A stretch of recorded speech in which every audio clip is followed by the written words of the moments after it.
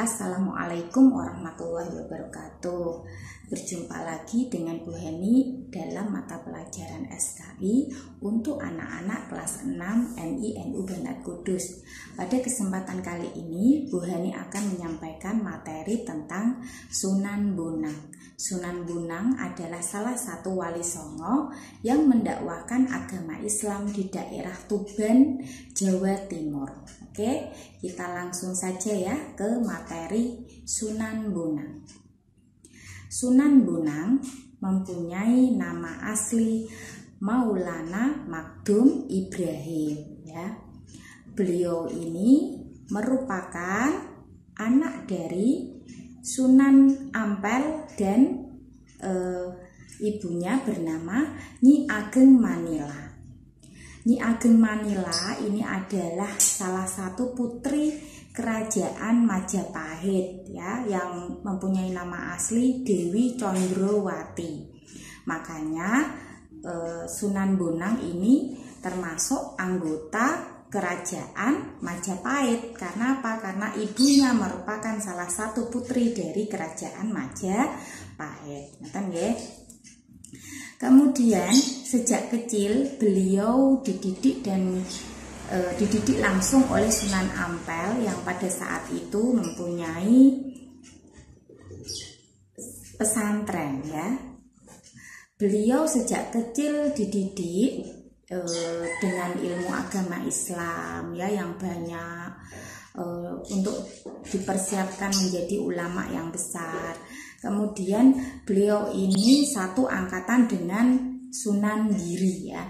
Kalau kalian masih ingat materi tentang Sunan Giri dulunya itu dibuang oleh ibunya ya, karena kakeknya tidak suka dengan Sunan Giri. Sunan Giri dibuang ke laut kemudian ditemukan oleh seseorang, kemudian diangkat anak oleh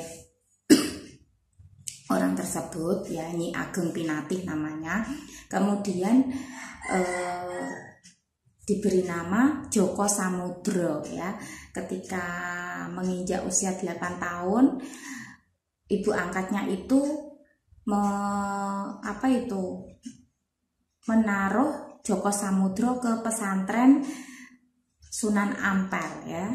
Jadi pada waktu Joko Samudro atau Sunan Giri mondok di pesantren Sunan Ampel, di situ pun Maulana Magdum Ibrahim atau Sunan Bonang itu juga dididik oleh Sunan Ampel. Jadi Maulana Magdum Ibrahim dan Joko Samudro itu sama ya, itu belajarnya bareng-bareng gitu ya. Kemudian Sunan Bonang dan Sunan Giri pada akhirnya sering bersama-sama dalam belajar dan segalanya. Ketika menginjak remaja, beliau disuruh untuk pergi ke Mekah ya, untuk belajar dengan ulama-ulama di sana. Kemudian beliau juga disuruh untuk ke Pasai kalau sekarang itu adalah Aceh. Di Pasai beliau ini belajar dengan Syekh Awalul Islam. Syekh Awalul Islam ini adalah nama lain dari Maulana Ishak. Maulana Ishak adalah bapak dari Sunan Giri ya. Kemarin sudah kita pelajari di bab Sunan Giri. Selain belajar dengan Syekh Awalul Islam, beliau juga belajar dengan ulama-ulama besar yang lainnya yang tinggal di Pasai, ulama-ulama yang ahli tasawuf. Ulama-ulama ini dari berbagai Nusantara ya, bahkan sampai dari luar negeri juga. Kemudian setelah belajar di Pasai, beliau ini disuruh kembali ke Surabaya oleh ayahnya Sunan Ampel ya. Jadi Sunan Bonang disuruh balik lagi ke Surabaya. Kemudian beliau ini disuruh untuk berdakwah. Pada saat itu beliau berdakwah ke Rembang, ke Tuban, kemudian juga ke Surabaya. Ketika Setelah berdakwah di beberapa tempat, beliau kemudian memutuskan untuk menetap di Tuban. Ketika di Tuban, beliau mendirikan pondok pesantren ya. Pondok pesantren ini memiliki banyak sekali santri yang disiapkan untuk pengkaderan ya, yang pada akhirnya nanti akan menjadi ulama-ulama besar di seluruh Nusantara. Kemudian ketika di Tuban, beliau juga mendakwahkan agama Islam kepada masyarakat sekitar ya, dengan menggunakan alat yaitu gamelan. Nah, gamelan itu seperti itu ya gambarnya, bulat-bulat, terus atasnya juga ada kayak pentolannya gitu ya. Alat itu disebut dengan bonang ya. Pada saat itu Maulana Maghdum Ibrahim pandai sekali memainkan gamelan tersebut hingga mengeluarkan suara-suara yang sangat nyaring, yang pada saat itu mengundang perhatian masyarakat sekitar. Masyarakat sekitar menjadi tertarik, kemudian berkumpul ke tempat Sunan Bonang ya, kemudian belajar menggunakan gamelan. Kemudian Sunan Bonang baru menyisipi pelajaran ajaran-ajaran agama Islam. Jadi ketika mendakwahkan ajaran agama Islam, beliau itu tidak dengan cara memaksa, tapi dengan sedikit-sedikit, tanpa menyalahkan adat istiadat yang sudah ada, tanpa menggurui agama-agama atau kepercayaan yang sudah mereka anut. Karena Sunan Bonang ini sering menggunakan gamelan untuk berdakwah yang disebut dengan bonang, makanya masyarakat sekitar memanggil Maulana Maghdum Ibrahim dengan sebutan Sunan Bonang gitu ya. Kemudian kalau kita simpulkan cara dakwah Sunan Bonang, itu yang pertama tadi ya, menarik simpati masyarakat menggunakan kesenian gamelan atau yang disebut dengan bonang. Kemudian setelah masyarakat tertarik, beliau kemudian memasukkan ajaran Islam. Setelah mereka berkumpul ke tempat Sunan Bonang, beliau baru mengajarkan atau memberikan ajaran agama Islam. Beliau juga mencontohkan ajaran agama Islam itu seperti apa dengan tingkah lakunya ya, dengan akhlaknya. Orang kalau akhlaknya baik, pasti orang-orang itu suka ya. Akhlak yang baik itu bagaimana? Sopan, santun, tidak memaksa, tidak suka marah. Kemudian jujur dalam berbicara ya, baik hati, suka membantu. Nah, itu dilihatkan oleh Sunan Bonang pada saat itu ya. Kemudian menggunakan pertunjukan wayang sebagai media dakwahnya. Ini dalam rangka untuk menarik simpati masyarakat Hindu. Karena pada saat itu cerita perwayangan itu adalah cerita-cerita dari agama Hindu tentang dewa-dewa mereka. Kemudian Sunan Bonang ini menarik simpati masyarakat Hindu dengan mengadakan pertunjukan wayang, sehingga orang-orang yang beragama Hindu ini melihat dan cerita dari perwayangan tersebut disisipi dengan ajaran-ajaran agama Islam. Kemudian yang selanjutnya adalah mengubah sastra menjadi suluk. Sastra itu adalah kata-kata yang baik menjadi suluk. Suluk itu adalah tembang ya.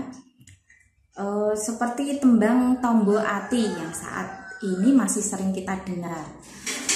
Tembang Tombo Ati itu isinya tentang ajakan untuk berkumpul dengan orang-orang yang baik, untuk melakukan kebaikan, untuk melakukan kebiasaan-kebiasaan agar hidup kita menjadi tenang. Yaitu kalau kita menyanyikan secara tidak langsung, kita mengingat dan diharapkan kita akan melakukannya.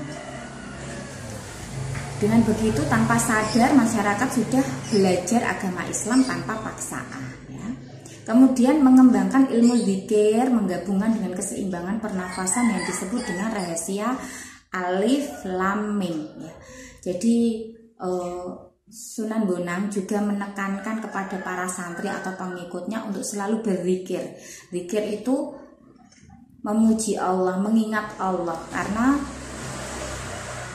agar kita selalu dalam lindungan Allah. Kalau kita mengingat Allah, insya Allah kita selalu dalam lindungan Allah. Kemudian cara dakwah yang selanjutnya adalah menciptakan gerakan fisik atau jurus yang diambil dari seni bentuk huruf hijaiyah yang berjumlah 28. Jadi beliau ini menciptakan jurus-jurus seperti pencak silat gitu ya, gerakan fisik yang bentuknya itu mirip dengan huruf hijaiyah. Jadi kalau alif mungkin berdiri ya, kalau ba mungkin seperti apa itu namanya huruf ba, kalau jim, ha, ho juga seperti huruf itu. Tujuannya apa? Tujuannya agar masyarakat pada saat itu dengan mereka ini berlatih jurus-jurus itu, mereka jadi ingat bentuk huruf-huruf hijaiyah. Kalau sudah mengingat huruf hijaiyah, mereka mengenal huruf hijaiyah, kemudian mereka dapat belajar Al-Quran ya, dapat membaca Al-Quran, kemudian dapat memahami isi Al-Quran. Kemudian kalau sudah memahami isi Al-Quran, mereka dapat menjadikan Al-Quran ini sebagai pedoman mereka dan sebagai isi Al-Quran sebagai teladan mereka. Seperti itu tujuan dari Sunan Bonang, menciptakan gerak fisik yang berbentuk huruf hijaiyah. Yang selanjutnya adalah penekanan, bisa disimpulkan kalau semua yang diajarkan Sunan Bonang baik pada masyarakat dan pada santrinya pada saat itu adalah menekankan untuk melakukan sholat dan zikir. Nah, sholat merupakan tiang agama. Sholat itu ibadah yang pertama yang dihisab setelah kita dibangkitkan ya. Kemudian zikir itu selalu mengingat Allah. Gitu ya. Ini adalah makam dari Sunan Bonang yang ada di Tuban, Jawa Timur. Oke ya. Materi dari Sunan Bonang sudah selesai. Sekarang Bu Hani akan memberikan kalian evaluasi. Kalian bisa jawab di Google Class nanti ya. Bu Hani akan siapkan tempatnya. Evaluasi Sunan Bonang, mohon bisa dijawab 5 pertanyaan di bawah ini. Yang pertama, siapa nama asli Sunan Bonang? Yang kedua, kenapa beliau disebut dengan Sunan Bonang? Alasannya apa tadi ya? Kemudian yang ketiga, apa tujuan Sunan Bonang menciptakan gerakan fisik berbentuk huruf hijaiyah? Tadi sudah Bu Hani sampaikan. Yang keempat, bersama siapa Sunan Bonang belajar ke Pasai? Udah jelas ya. Yang kelima adalah kenapa Sunan Bonang disebut sebagai anggota kerajaan Majapahit? Apa alasannya? Yaitu 5 pertanyaan, tolong dijawab sesuai dengan video materi yang telah Bu Hani sampaikan ya. Cukup sekian materi Sunan Bonang, semoga bermanfaat.